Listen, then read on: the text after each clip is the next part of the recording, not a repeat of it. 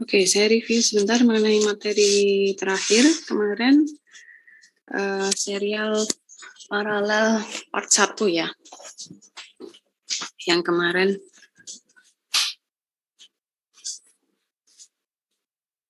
sudah kelihatan ya. Jadi minggu lalu membahas mengenai David Hartenberg, kemudian sebentar.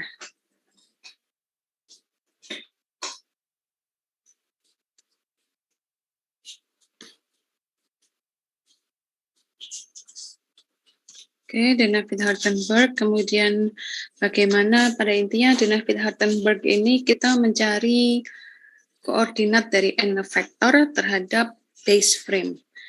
Nah, kalau pada serial manipulator kita menggunakan cara David Hartenberg itu. Nah, caranya tidak sulit ya. Ya, pada intinya kita masang koordinat untuk setiap join. Nah, kemudian dari join 1, join 2, join 3, akhirnya kita bisa menemukan koordinat dari n vektor. Oke, ini kemarin ini ya. Nah, saya tidak akan membahas ulang. Nah, pada intinya David Hartenberg ini ada 4 parameter. Ya kan, ada alfa, kemudian theta, D, dan A. Nah, kalau D itu merupakan displacement sepanjang sumbu Z, kalau A itu antara 2 sumbu X. Nah, itu baru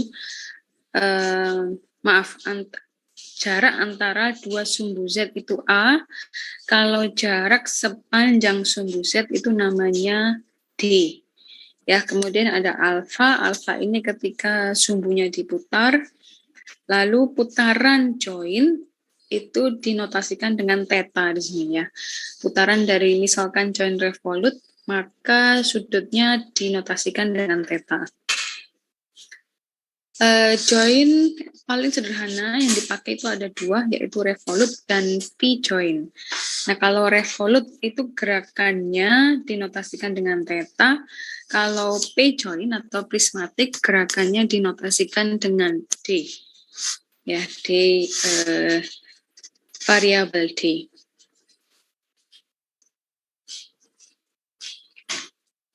Kalau kita masukkan ke dalam matriks, maka bentuknya akan menjadi seperti ini.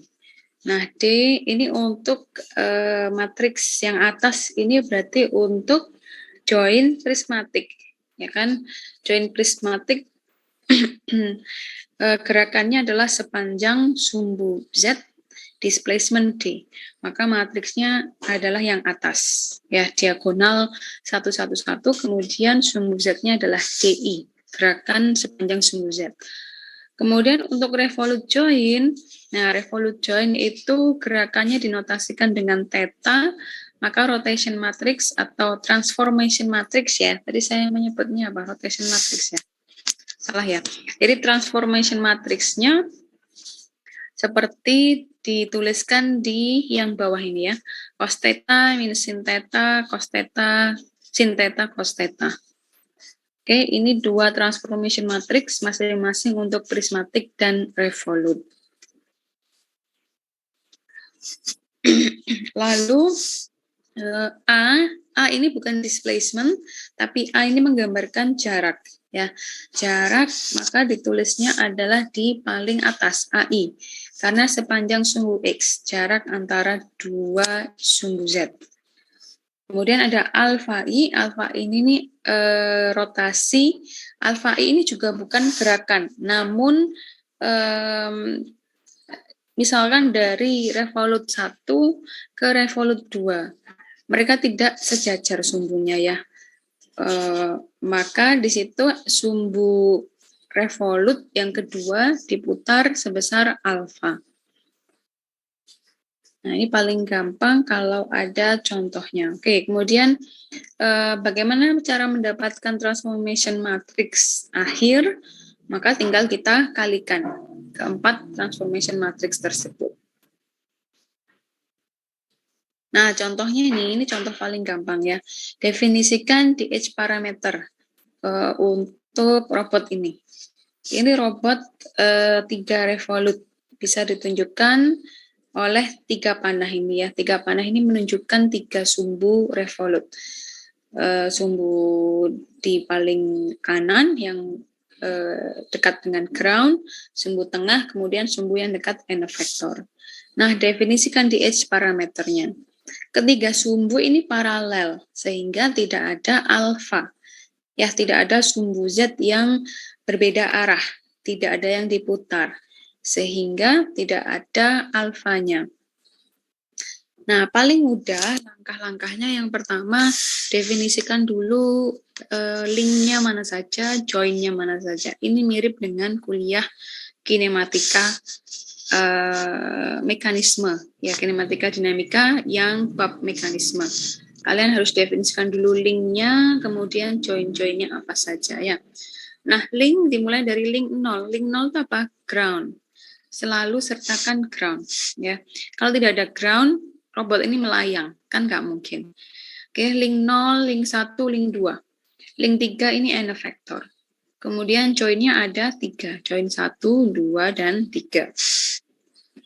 Setelah kita beri dan nomori link dan joinnya, kemudian definisikan aksis-aksisnya. Nah, sepanjang join itu kan sumbunya adalah sumbu Z.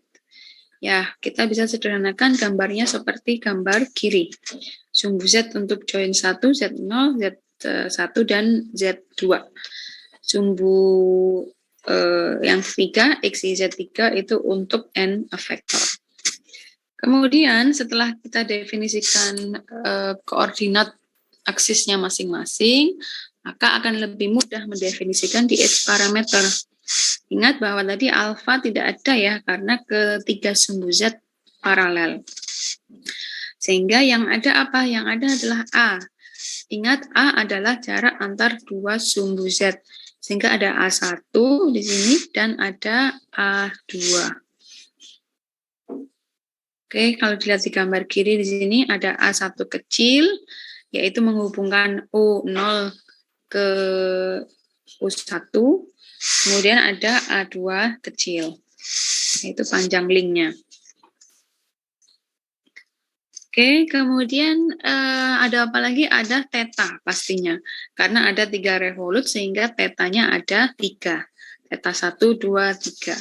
Apakah ada prismatik? Tidak ada, sehingga tidak ada DI. Apakah ada join yang dipasang di atasnya join lain? Tidak ada ya. Jadi di atasnya itu maksudnya sepanjang sumbu Z-nya, tidak ada. Sehingga, nah kalau kita tabelkan, D-nya pun juga 0. Nah, kita lihat nih, alfa tidak ada, alfa 000. Seperti saya bilang tadi, ketika sumbu Z untuk 3 revolut paralel, sehingga alfanya 0. Kemudian bagaimana dengan A-nya ada, karena A ini menunjukkan jarak atau panjang link sebenarnya ya. Jarak dari sumbu Z0 dan sumbu Z1, yaitu A1, A2, dan A3. Apakah ada D? Pertama lihat apakah ada prismatik, tidak ada. Kemudian tidak ada join yang dipasang di atas join lain sepanjang sumbu Z. Sehingga D-nya pun 0 semua. Tetanya ada, karena teta ini menggambarkan berapa besar pergerakan revolut. Ya, teta 1, teta 2, dan teta 3. Oke, kalau ditanya tuliskan parameter DH parameter atau Dynavik-Hartenberg parameter, maka tinggal dibuat tabel aja seperti ini ya, tabel join 1, 2, 3. Kemudian harus definisikan dulu join 1 mana, 2 mana, 3 mana. Oke, kemudian kita tidak usah memecah-mecah ya. Transformation untuk alpha, transformation matrix untuk A, tidak perlu. Langsung saja kita masukkan seperti matriks paling kiri ini. Ini matriks untuk join 1. Nah, seperti itu ya. Yang tengah ini transformation matrix untuk join 2. Yang kanan sendiri transformation matrix untuk join 3. Oke, bagaimana memasangnya? Nah, memasangnya seperti kan sudah punya transformation matrix dari DH parameter yang awal tadi, perkalian 4 matriks. Nah, tinggal kita masukkan tetanya, teta 1, A-nya, AA1, dan seterusnya ya. Di sini ada teta 2, kemudian yang terakhir teta 3. Kalau kita lihat ketiga matriks ini semuanya bentuknya sama. Yang membedakan hanya 1, 2, 3. Kenapa? Ya karena ketiga revolut itu paralel. Ya, ketiga revolut tadi paralel. Kemudian kalau kita ingin mencari transformation matrix akhir, transformation matrix di akhir dari n vektor, bagaimana? Tinggal kita kalikan transformation matrix join 1 yang paling kiri, transformation matrix A2 join 2 yang paling kiri, dan A3 join 3 yang A2 yang tengah, A3 yang paling kanan. Kita kalikan, dapatlah transformation matrix n vektor terhadap ground-nya.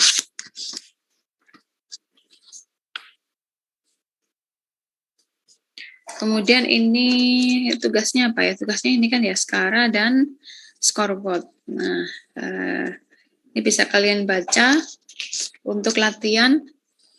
Untuk lihat tugasnya, kalau baca PPT-nya sudah saya share kan ya, yang kelas 3 ini. Kalau sudah baca PPT, mestinya sudah bisa dapat. Bisa untuk mencocokkan hasilnya. Kemudian ini tugas nomor kedua. Oke, saya lanjutkan. Sekarang part 2 serial manipulator. Ya, masih mengenai position analysis. Oke, ini menjadi dasar untuk lab work minggu depan. Minggu depan kita jadwalnya lab work, jadi kalian harus sudah install MATLAB semuanya. Tidak perlu yang bacakan karena ITS punya license ya. ITS punya license. Kalian tinggal masuk ke account MathWorks. Di situ nanti dapat license. Untuk masuk ke MathWorks harus menggunakan email ITS. Kalian semua punya email ITS kan ya. Nah, masuk ke situ, kemudian nanti ada license-nya untuk student. Oke. Yang tidak tahu caranya minggu depan akan diajarkan. Oke, kemungkinan minggu depan dengan asisten ya, lab works-nya. Oke, selanjutnya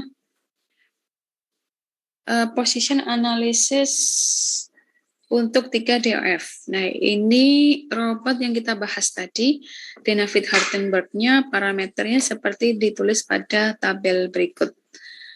Oke, ada join 1, 2, 3, alfa I, AI, DI, dan theta. Kemudian ketiga transformation matrix dari ketiga join tadi sudah dikalikan, ya A1, A2, A3. Hasilnya seperti pada di bawah ini ditulis. Ketika ketiganya dikalikan, hasilnya seperti ini, 0A3, matriks yang besar ini ya. Di situ tulisannya menjadi berbeda. C, theta 1, 2, 3. Artinya apa? Theta 1, 2, 3. Artinya theta 1 ditambah theta 2 ditambah theta 3. Ya, theta 1 ditambah theta 2 ditambah theta 3. Oke, kemudian transformation matrix.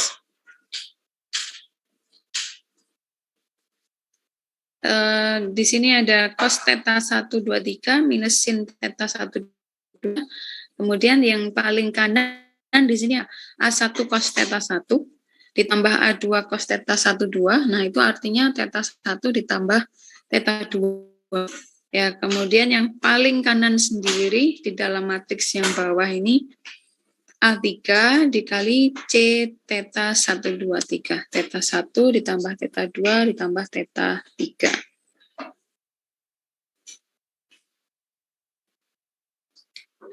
Oke, kemudian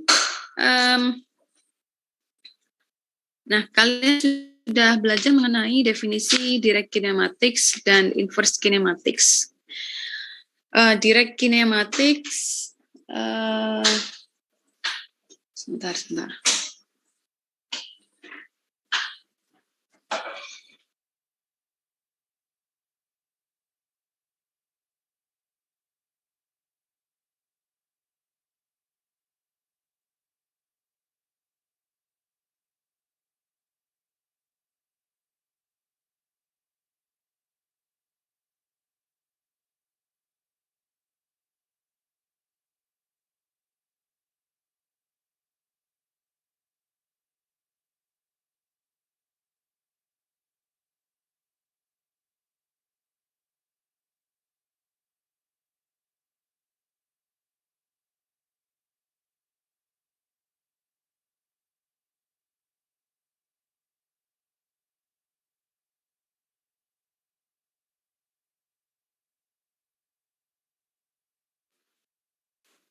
Oke, saya lanjutkan.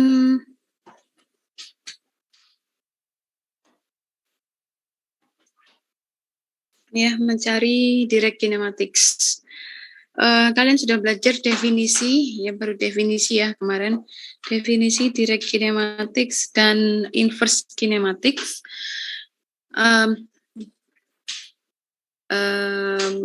Lalu kekurangan kelebihan dari serial dan paralel manipulator.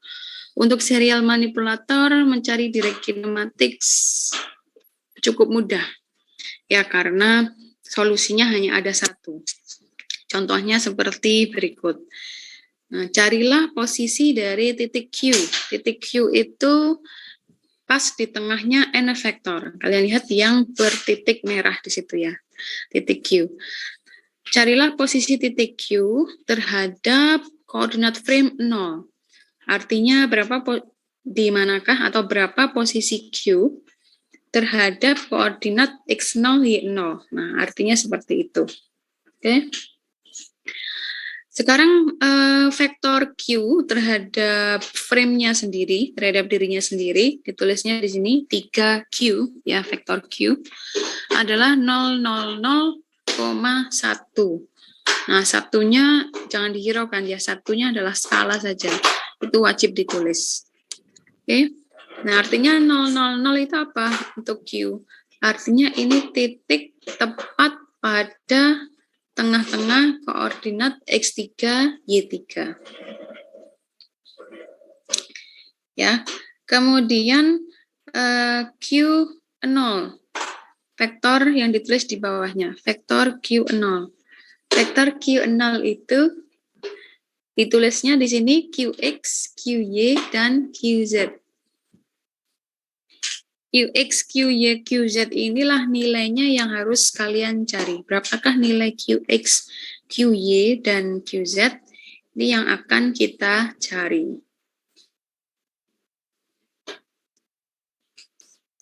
Nah, bagaimana mencarinya? Mencarinya seperti berikut. Oke,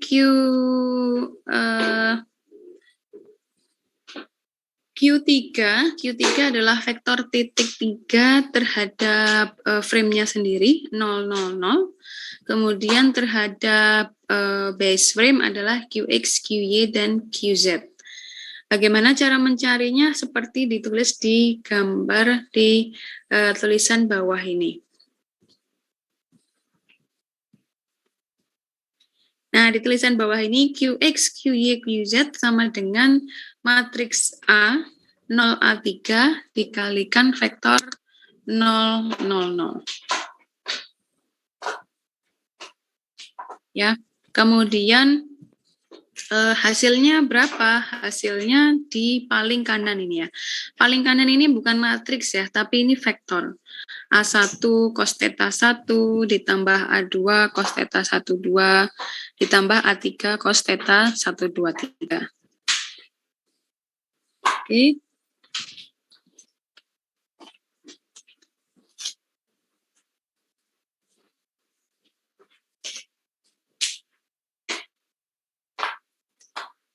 Saya lanjutkan, kemudian ini sebenarnya ada di di software saya ya, di laptop satunya. Minggu depan kita akan bahas. Kemudian kalau yang dicari adalah titik G. Nah, kalian perhatikan ada titik berwarna merah. Berwarna merah di situ dinotasikan dengan titik G. Ya, jadi bukan lagi titik Q. Kalau titik Q itu kan di tengah-tengah. Sekarang titik G. Apa pentingnya? Misalkan gini, kita butuh melakukan pengambilan barang. Kita harus memonitor n vektornya ini tidak terjadi benturan dengan barang tersebut.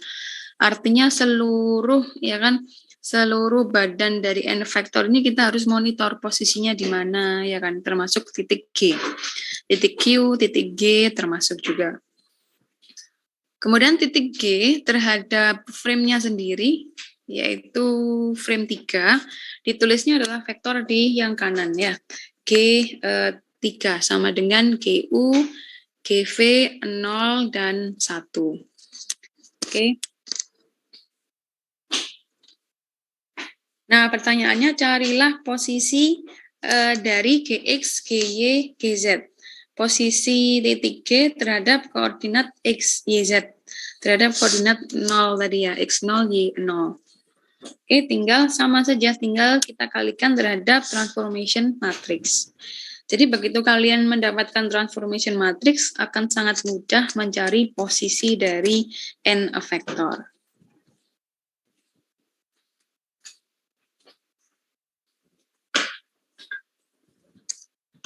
Nah, ini yang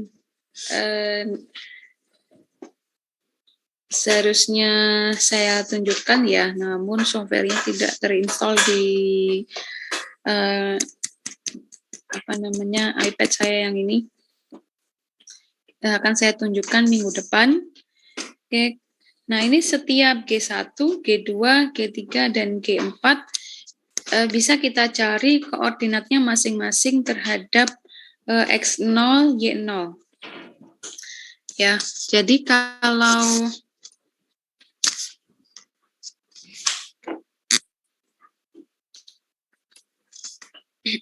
kalau bentar, saya tulis. Nah, saya bisa nulis juga nih. Oke. Jadi ini n vektor yang ingin kita cari koordinatnya. Ya kan? Kemudian kita harus tahu dulu koordinat G1, G2, G3, G4 terhadap dirinya sendiri berapa koordinatnya. Nah, ibaratnya seperti ini ya. Ini koordinat X3, kemudian ini koordinat Y-nya. Lalu kita tahu di mana posisi G1, G2, G3, G4 terhadap dirinya sendiri. Posisinya yang mana? Posisinya dituliskan di yang sebelah kanan ini. Ups. Bentar.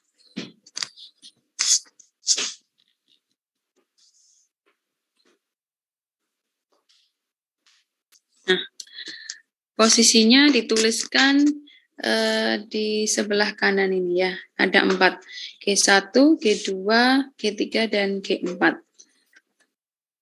Oke, G1 di sini posisinya X-nya 1, Y-nya minus 1. G2, X-nya 0, Y-nya minus 1. Nah, ini geser-geser ya, maaf ya.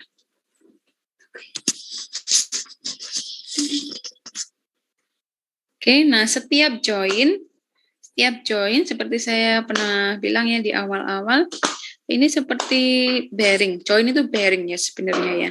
Tiap bearing itu kan punya kemampuan atau join limit istilahnya. Nah, join limit di sini yang saya tulis di sini random saja. Kita bisa sesuaikan ke practical work-nya ya. Pada prakteknya berapa untuk setiap bearing itu kita bisa cantumkan aslinya di sini. Oke. Sini ada theta 1, ini join limit theta 2, kemudian join limit theta 3.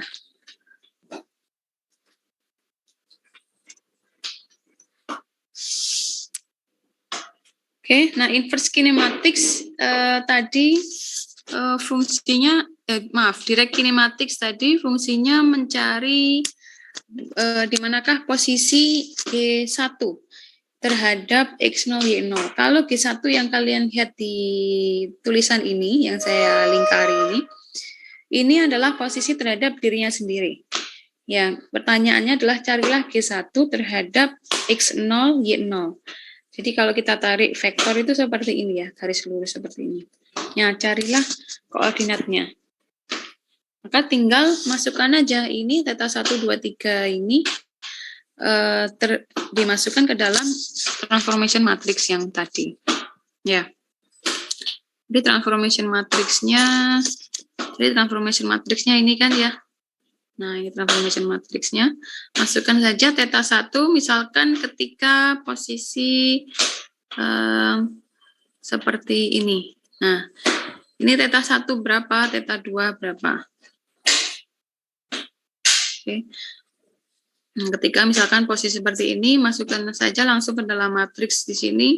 Berapa theta 1-nya, theta 2, kemudian masukkan nilai GU. GU tadi untuk G1 berapa? 1 ya. Kemudian masukkan nilai GV. GV-nya adalah minus 1. Theta 1-nya ini tergantung posenya berapa. Oke. Itu untuk direct kinematics. Kemudian untuk inverse kinematics relatively lebih susah daripada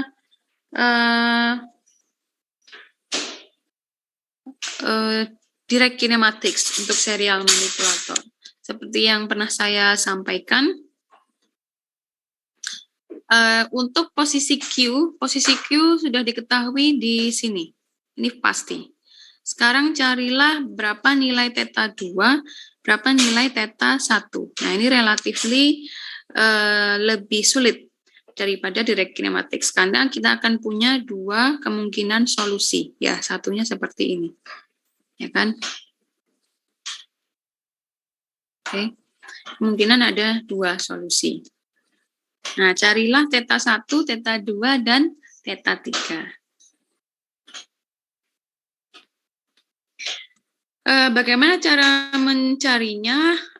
Kita bisa menggunakan inverse matrix, ya. Atau di sini ada yang ini lebih detail, ada di buku.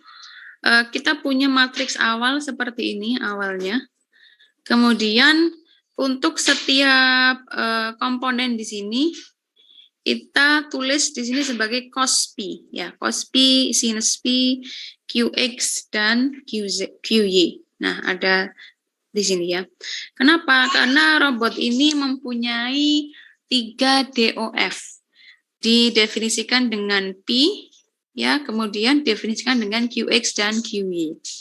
3 DOF-nya apa? 1 rotasi dan 2 translasi.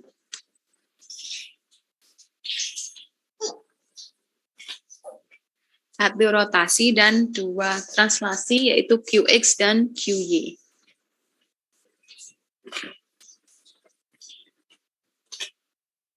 Oke, kemudian dari Qx, Qy dan cos P, sin P, minus sin P, dan cos P, kita bisa menyamakan kedua matriks tersebut. Nah, dari sini kemudian bisa kita cari cos P adalah cos theta 1, 2, 3, sin P juga, sehingga P merupakan penjumlahan dari 3 sudut, theta 1, theta 2, dan theta 3. Kemudian QX adalah sama dengan ini ya. Kemudian QY sama dengan yang bawahnya. Oke, dari sini bisa kita pakai ini memang harus mengetahui mengenai trigonometri ya. Trigonometri dan basic matematik saja sebenarnya. Tambah-tambahan, pengurangan, pembagian, dan perkalian. Maka kemudian di akhir ketemulah nilai theta 1, 2, 3. Maka untuk satu posisi Q, kita akan punya dua possibility. Nah, seperti di gambar ini, kita akan punya dua possibility. Satunya dinamakan elbow up, yang kedua dinamakan elbow down.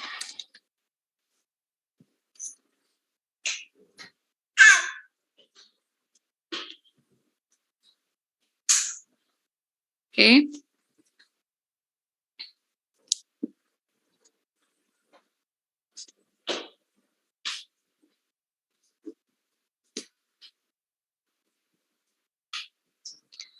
Oke, maka di sini ditulisnya kalau ditanya tuliskan atau gambarkan solusi inverse kinematics untuk robot tersebut. Maka kalian harus bisa menggambarkan elbow up dan elbow down. Lalu tulis ada berapa solusi. Untuk case robot 3RRR di sini ada dua solusi. Ya, solusi atas yang elbow up dan yang satu adalah elbow down.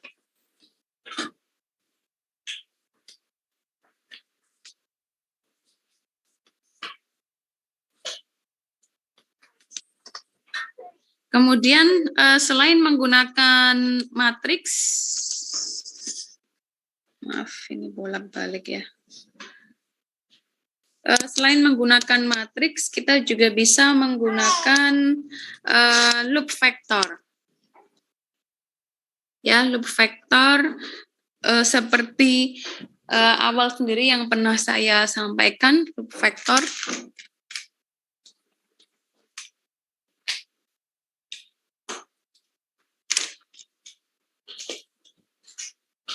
Nah, loop vector di sini kita tarik garis vektor garis dari koordinat U0 dari titik U0 ke titik P.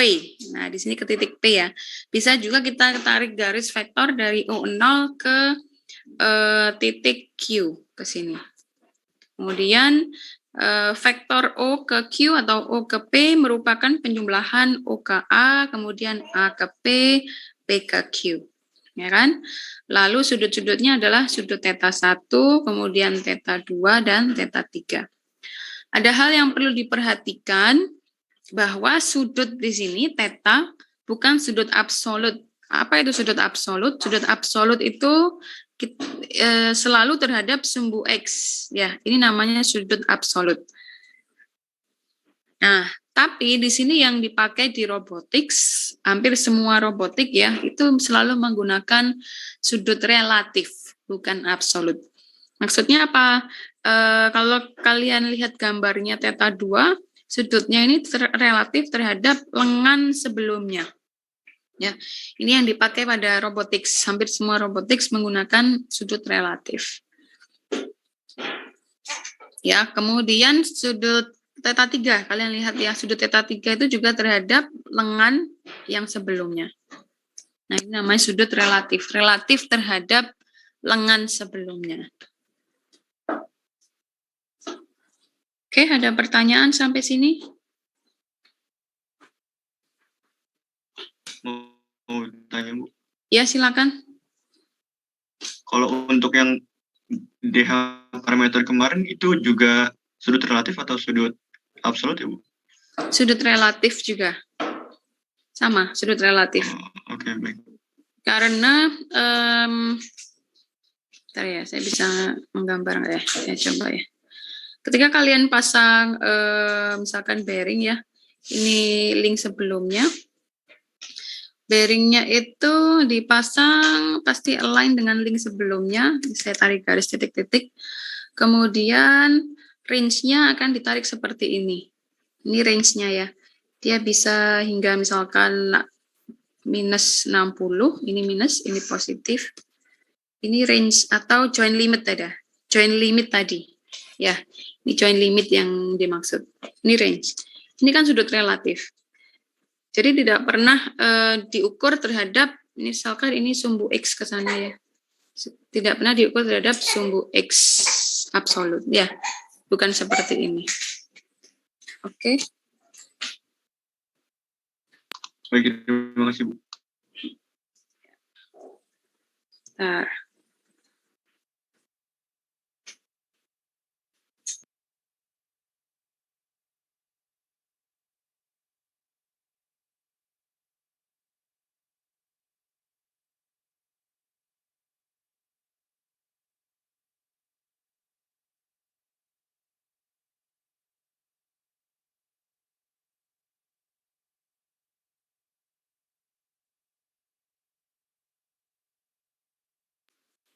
Baik, saya lanjutkan ke materi untuk posisi, yang mencari posisi serial manipulator.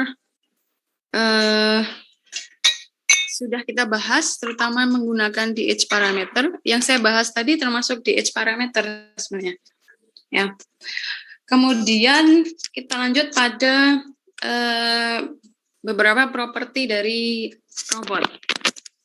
Yang pertama di sini ada accessibility. Nah, dari namanya accessibility itu kemampuan ya, ability. Kemampuan dari robot, ability dan capability beda ya. Capability itu kemampuan, ability itu kebisaan ya. Dia bisa apa? Ya, kalau mampu itu beda. Ability dari robot untuk dia bisa meraih target. Meraih target ini definisinya bermacam-macam. Dia meraih target dengan orientasinya full atau hanya sebagian. Nah, ini ada beberapa tipe accessibility. Ada full, in position, ada partial. Oke. Kita lihat definisi pertama, full accessibility. Full accessibility dari judulnya full accessibility, maka koordinatnya n vektor ini di gambar yang kanan. Gambar kanan ini. Nggak keluar ya pensil saya. Nah. Oke, di gambar kanan ini sumbu X, Y, Z dari n vektor harus matching. Nah, ketika n vektor ini meraih target, sumbu X, Y, Z dari n vektor harus segaris dengan targetnya. Ini dinamakan full accessibility. Full accessibility possible hanya untuk 6 DOF robot. Ya, karena dia mampu dan punya keleluasaan besar. Kemudian definisi yang kedua adalah in position accessibility. In position accessibility sudah beda dengan fully yang tadi, sudah tidak lagi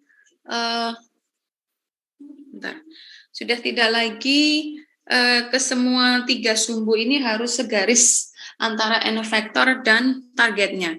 Minimal, nah in position itu apa? Minimal titik dari koordinat n vektor dengan titik dari koordinat target itu haruslah coincidence. Nah, kalau kalian lihat di sini titiknya mereka coincidence. Saling apa ya istilahnya ya? Coincidence ya, apa ya istilahnya coincidence. Kedua titik ini coincidence, regardless sumbunya tidak coincident. Jadi sumbu-sumbunya ini arahnya berbeda-beda tidak masalah, asalkan titiknya coincidence. Ini biasanya untuk packing atau drop pick and place saja. Misalkan seperti contoh di video kuliah pertama kali, ya kita ambil permen dari conveyor, kita letakkan ke dalam box, itu kita tidak perlu sumbu-sumbunya harus matching. Yang penting titik dari n vektor dia bisa meraup permen, koordinat dari permen, kemudian dimasukkan ke dalam box. Udah itu aja. Definisi accessibility yang ketiga yaitu partial accessibility. Dari namanya partial, maka ini kegunaannya paling utama adalah pada welding, spot welding. Nah, ini digambar ini ya, definisinya dari partial, otomatis salah satu sumbu dari n vektor itu matching atau coincidence dengan sumbu dari target. Contohnya pada proses ngelas, sumbu Z dari toolnya las itu ya, alat bakarnya las itu harus matching atau segaris dengan sumbu dari targetnya.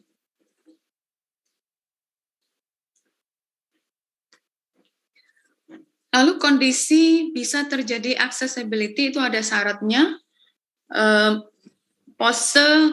Sebuah pose X, ini ditulisnya, sebuah pose X itu accessible oleh n vektor jika dan hanya jika. Nah, pernah dengar istilah ini, if and only if, jika dan hanya jika di SMA. Ketiga kondisi ini terpenuhi. Kondisi pertama ada solution dari inverse kinematics, ya. Ada inverse kinematicsnya, ada solusinya. Kondisi kedua terletak di dalam joint limit. Nah, kalau bearingnya tidak mampu ya tidak bisa diraih, kan ya. Kemudian tidak ada collision, tidak ada tabrakan dengan lingkungan. Misalkan dengan tiang atau dengan apapun ya, atau dengan orang yang bekerja di sebelahnya dan sebagainya. Kita lihat kondisi yang pertama. Tadi apa? Ada solusi inverse kinematics. Oke, sebentar. Solusi dari inverse kinematics.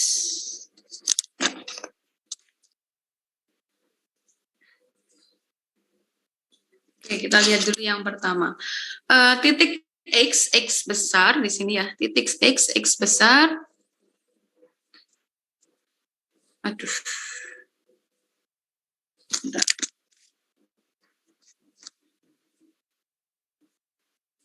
Titik X besar ini posisi target. Nah, posisi target ini misalkan dia terlalu jauh dari robot, maka dia tidak bisa diakses, ya, namanya non-accessibility. Dia tidak bisa diakses. Oke, bisa juga ya karena terlalu jauh, robotnya di mana, kemudian targetnya di mana, sehingga inverse kinematics itu tidak ada solusinya. Ya, istilahnya tidak ada solusi itu ya tidak mungkin karena dimensi robotnya lebih kecil dari jaraknya. Oke, kemudian ada lagi misalkan ini gambar kanan ini ya. Dia sebenarnya bisa digapai oleh robot ini ya yang gambar kanan ini. Kalau robot ini dengan pose seperti ini ya, posenya misalkan lurus. Jadi ketiga link ini lurus seperti ini. Maaf, geser-geser ya. Nah, asalkan ketiga link ini dia segaris. Tapi untuk kondisi dia bisa segaris, artinya join pertama yang bawah sendiri itu dia harus bergerak melebihi join limitnya. Ya kan, misalkan dia join limitnya hanya mampu seperti ini, tidak bisa sampai miring. Nah, maka target X ini tidak accessible. Kemudian ada collision. Nah, ini yang saya bilang tadi ya. Kita masang robotnya di baliknya pagar, kan tidak mungkin. Sehingga ada collision. Maka kalau ada collision seperti ini, robot ini tidak bisa menggapai. Akan terjadi tabrakan. Collision tahu ya? Ini tabrakan ya antara tiang dengan robot.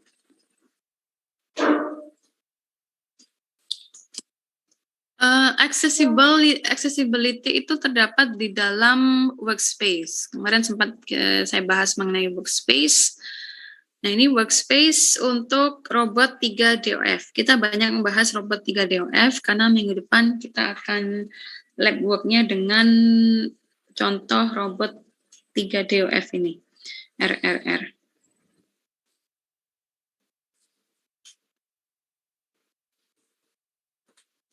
Oke,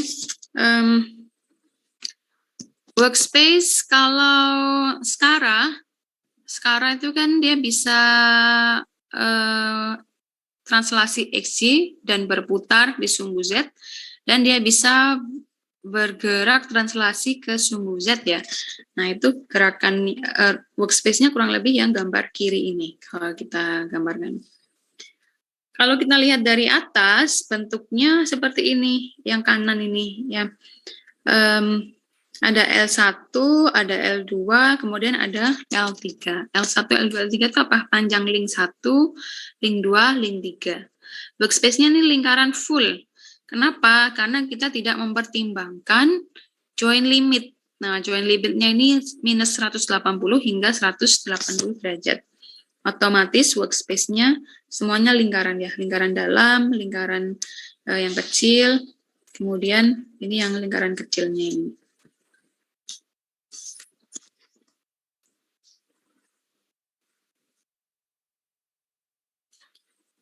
Kemudian kalau kita memperhitungkan join limit, nah kalau kita perhitungkan join limit, maka workspace-nya sudah tidak lagi full circle. Kalian lihat di gambar kanan, workspace itu ada bermacam-macam, tergantung space-nya, kan dari namanya workspace. Tergantung space-nya. Kalau yang kanan, ini adalah di Cartesian space. Tahu Cartesian space? Yang X, Y, Z itu namanya Cartesian. Ya, Cartesian space. Kalau kita menyertakan join limit, workspace-nya jadi seperti ini, yang gambar kanan ini. Oke. Ini ada join limit theta 1 minus, misalkan minus 120 hingga plus 120. Nah, seperti ini ya.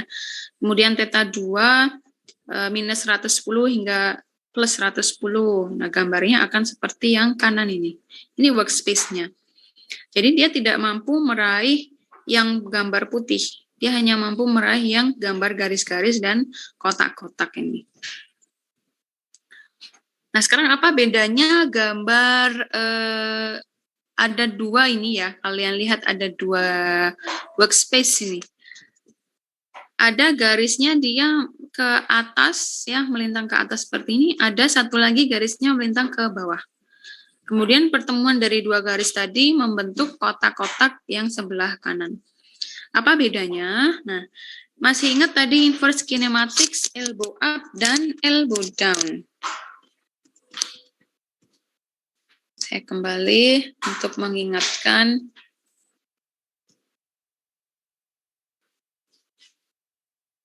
Nah, ini dia ya. Ada elbow up dan elbow down. Jadi ketika robot ini elbow up dulu, karena kan join limit itu ada minus ya, minus 90 derajat hingga positif 90 derajat. Jadi masing-masing kita gambar. Minus 90 derajat bisa menyebabkan elbow up, positif 90 derajat bisa menyebabkan elbow down, atau sebaliknya, ya tergantung gambarnya. Nah, ini masing-masing kita gambar untuk setiap join limit. Maka menghasilkanlah dua jenis workspace tadi.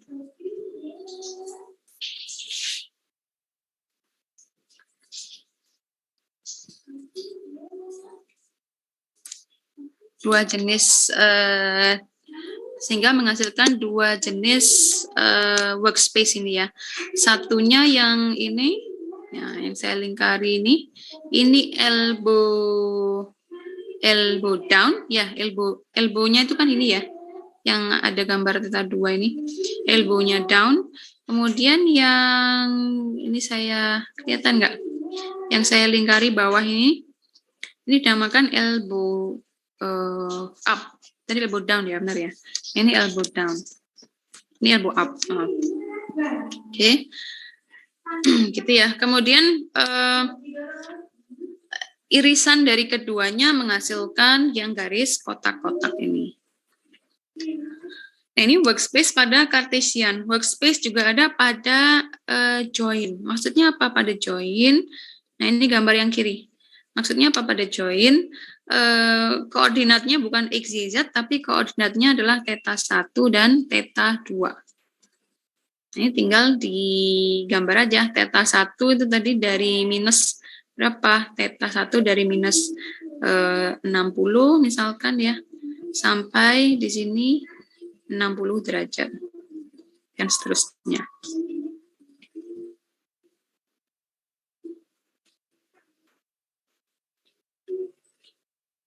Oke, nah dari workspace yang sudah kalian lihat ada beberapa definisi.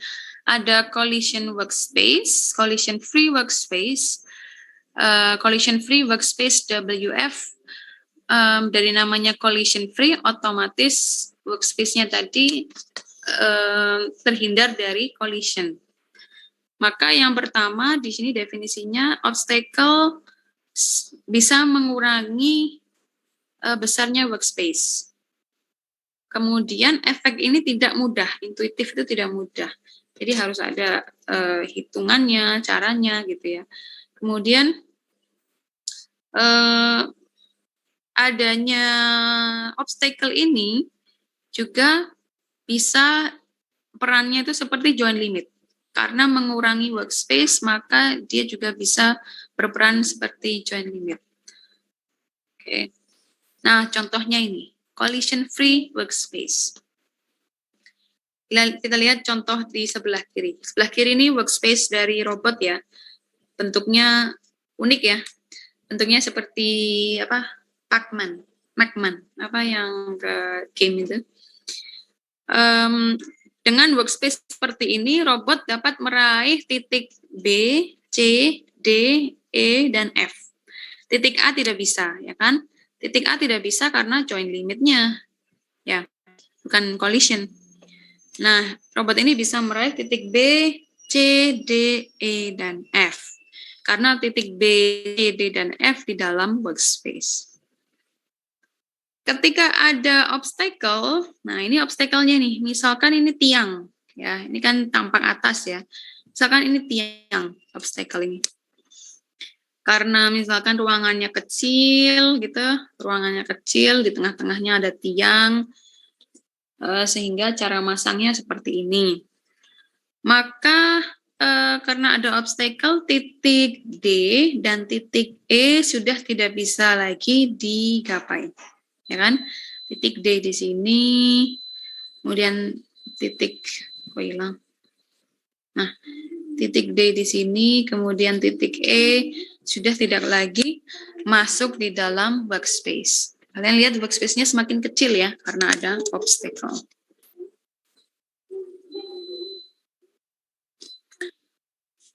Nah, ini contoh aplikasinya, collision free workspace pada robot Skara.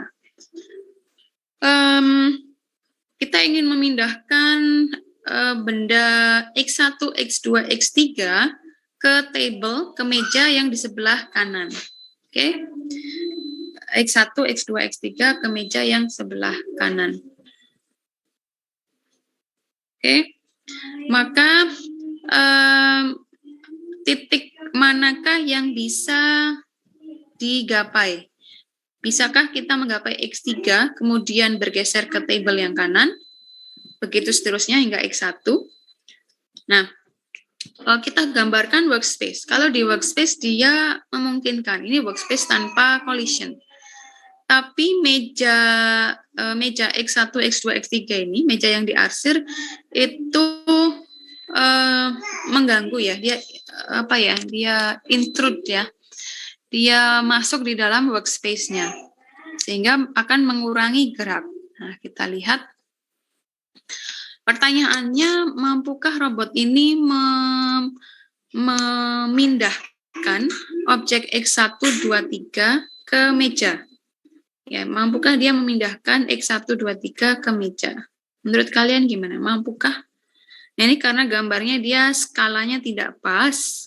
Jadi ada titik yang tidak bisa dipindahkan, baik itu dengan elbow up maupun dengan elbow down. Nah, caranya bagaimana? Kalau dilihat dari Cartesian workspace, itu tidak terlihat, ya kan? Kita tidak bisa mendeteksi. Maka kita perlu melihatnya dari workspace join space seperti gambar. Jawabannya ternyata ketiganya tidak mungkin untuk dipindahkan ke table, ke meja. Kenapa? Kita lihat pada join space yang gambar kanan ini. Titik X3 itu letaknya di sini, ya, di atas. X2 itu di atas kanan. X1 ini sebenarnya ada titiknya ya, tapi hitam. Oke. Saya lingkari juga tidak keluar nih ya. Nah, ini X1, X2, X3. Oke. X1, X2, X3 ini workspace-nya terpisah dengan blank space yang seperti huruf M ini ya. Ini blank space. Ini blank space ini artinya robot tidak bisa menggapai area blank space ini. Oke. Maka bagaimana dari workspace yang besar yang kiri, sebelah kirinya huruf M, dengan sebelah kanannya huruf M ini, bagaimana robot bisa berpindah? Supaya berpindah ya robotnya harus dipreteli dulu. Dipreteli kemudian dipasang lagi, entah itu dari elbow up kemudian menjadi elbow down misalkan. Dipreteli baru dipasang lagi. Ya. Oh, ini yang tidak bisa dipindah, mohon maaf, saya salah ya. Yang tidak bisa dipindah adalah titik X1. Oke. Ini sayangnya saya tidak bisa menggambar ya. Pennya tidak bisa keluar. Bisa nggak dengan highlighter? Oke, misalkan dengan highlighter.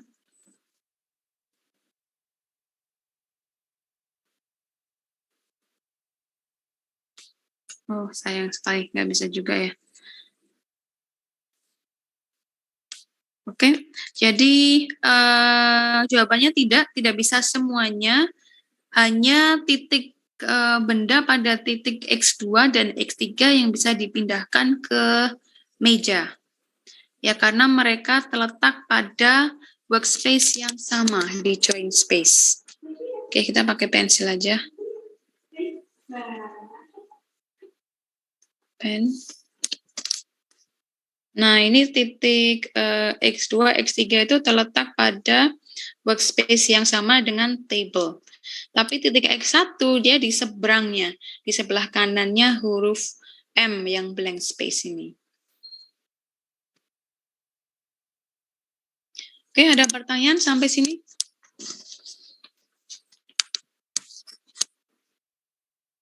Sambil saya jalan, silahkan jika ada yang bertanya langsung saja ya, karena saya kadang tidak bisa melihat raise hand. Oke, bagaimana dengan robot Puma? Ada berapa inverse kinematics? Nah, ini kita lihat ada berapa join ini. Ada join yang pertama ini ya, join revolute. Kemudian join revolute yang sini, revolute yang sini, ini paralel ketiganya ya. 1, 2, 3 ini paralel, kecuali yang vertikal ini ya. Ada 4 join.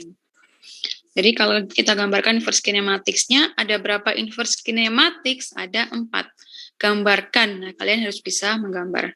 Sketch saja, tidak harus gambar yang bagus seperti ini, tidak perlu ya. Jadi gambar sketch saja. Seperti ini.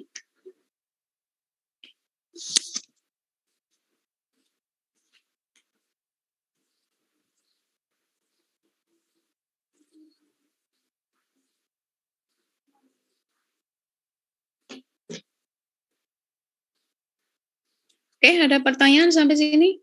Selebihnya ini mengenai workspace 3D. Ini kalau kita lihat secara 3D dia berbentuk bola, karena tadi kan ada yang berbentuk lingkaran. Kemudian ini sekarang, ini lebih ke matematis ya. Nah, ini workspace-nya tadi ya. Tadi kan bentuknya seperti saya bilang Pacman tadi ya, Pacman ya benar ya. Ini sekarang, kemudian kalau ditambahkan prismatic join, ya bisa naik turun, ya otomatis workspace-nya jadi ada volumenya seperti ini. Yang gambar ini ya.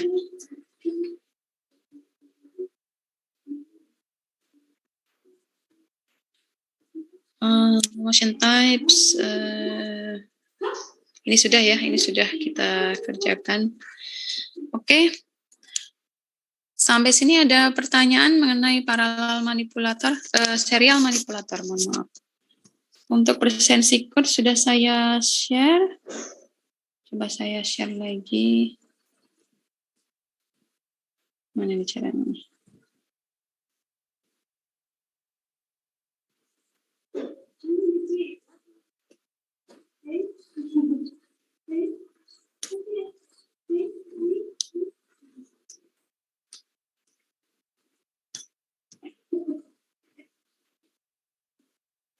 Oke, itu kode presensi hari ini.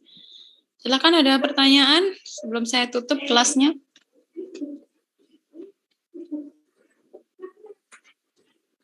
Minggu depan kita lab work. Saya butuh satu kontak person ya. Kalian punya grup kan ya. Jadi saya butuh satu kontak person di sini melalui WhatsApp. Siapa yang sudah pernah kontak saya melalui WhatsApp ya. Jadi tolong WhatsApp saya setelah kuliah berakhir. Akan saya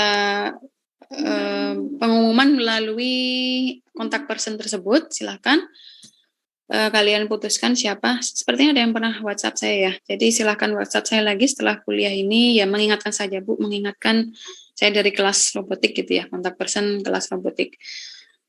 Pengumuman untuk minggu depan kemungkinan offline karena lab work. Yang tidak bisa offline, saya usahakan bisa hybrid ya. Jadi offline di sini kita bahas semua. Kalau ada pertanyaan silahkan ditanyakan. Apa yang tidak jelas karena saya tahu ini online ada lag di sini ya, ada kekurangannya. Jadi jika ada yang ingin ditanyakan, tanyakan langsung. Kita pakai kesempatan kelas offline minggu depan. Saya sampai tidak tahu ya kelasnya di mana ya untuk mekanisme robot. Ada yang bisa jawab kelasnya di mana? Kalau di mesin? Nggak ada yang tahu. Kelas D, kelas C maksud saya itu. C11 atau? Kelas C121, Mem. Bu. 121 belakang sendiri ya? C121 ya? Belakang sendiri? Iya Bu. Oke. Kelasnya kurang memadai sih. Nanti kita bisa cari kelas. Kemungkinan offline akan saya beritahu ke yang kontak person dengan asisten. Kalau saya sendiri kurang memadai.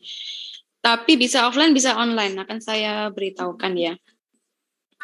Oke, cukup untuk hari ini. Kita ketemu lagi lab work. Jangan lupa install MATLAB-nya. Jadi minggu depan kalian tidak ketinggalan. Oke, terima kasih semuanya. Kita jumpa lagi minggu depan. Silahkan absen, jangan lupa. Selamat siang, selamat pagi. Terima kasih Bu. Jam.